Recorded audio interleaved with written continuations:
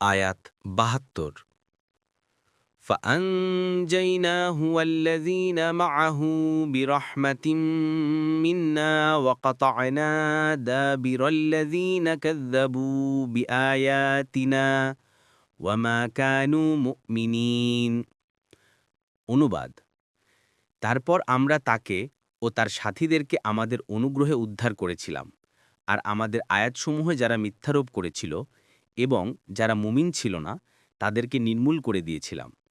তফসির ১ নং ফুটনোটের বিবরণ এ অনুবাদটি এ হিসেবে যে তাদের ধ্বংসের কারণ দুটি, তারা মিথ্যারোপ করেছিল এবং ঈমান না এনে কুফরি করেছিল। আত-তাহরীর ওয়াত তানভীর আয়াতের অর্থ এভাবেও করা যায় যে যারা আমার আয়াতসমূহে মিথ্যারোপ করেছিল তাদেরকে সমূলে ধ্বংস করে দিয়েছি। আর তারা ঈমান গ্রহণকারী ছিল না, কারণ তারা আয়াতসমূহের উপর মিথ্যারোপ এবং সৎকাজ ছেড়ে দিয়েছিল। মুয়াস্সার